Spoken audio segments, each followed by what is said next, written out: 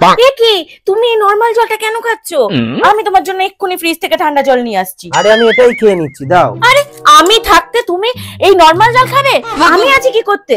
আমি তোমাকে ঠান্ডা জল এনে দিচ্ছি, তুমি ঠান্ডা জল খাবে। দাও দাও দাও, আমি এক্ষুনি ঠান্ডা জল এনে দিচ্ছি। আমার কি পা নষ্ট হয়ে গেছে নাকি? আরে আরে আরে আরে, এটা কি করছো তুমি? কালকে অফিসের ব্যাগ গোছাচ্ছি। আরে আমি থাকতে তুমি কেন অফিসের ব্যাগ গোছাবে? তুমি যাও, তুমি গিয়ে রেস্ট নাও ঘরে। আমি তোমার অফিসের ব্যাগ গুছিয়ে, তোমার জামা কাপড় সুন্দর করে পাটপাট করে গুছিয়ে রেখে আমি যাচ্ছি। যাও যাও যাও যাও, তুমি গিয়ে রেস্ট নাও। ঘরের বউ থাকতে নাকি বর এইসব কাজ করবে? এসব মানা যায়? ঘরের বউদের কাজ এগুলো। ব্যাগ গোছাবে, তারপর জামা কাপড় গোছাবে।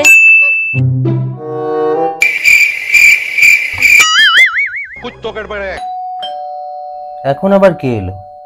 যাও তো গিয়ে দেখো তো কে এলো। না আমি যাবো না, তুমি যাও না। পূজা স্যার নামে একটা পার্সেল আছে। কত টাকা? 15,000 টাকা। অনলাইন দিচ্ছি। এসো, তোমার মাথাটাও টিপে দিই। এই ব্যথা কোনো কিছুতেই যাবে না।